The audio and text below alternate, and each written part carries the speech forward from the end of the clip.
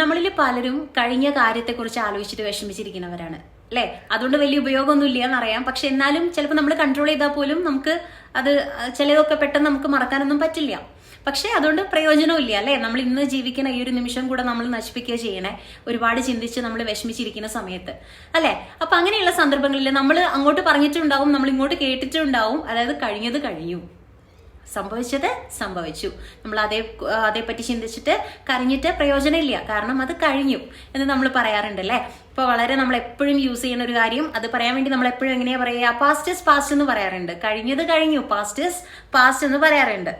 അതുപോലെ നമുക്ക് പറയാം don't live in the past എന്ന് പറയാം.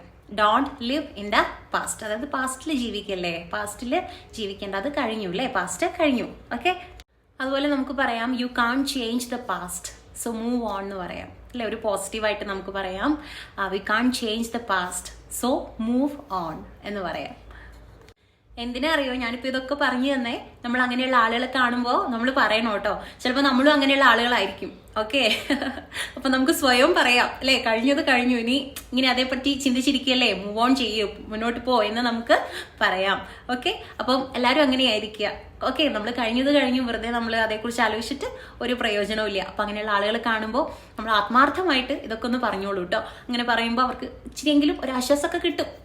ഓക്കെ.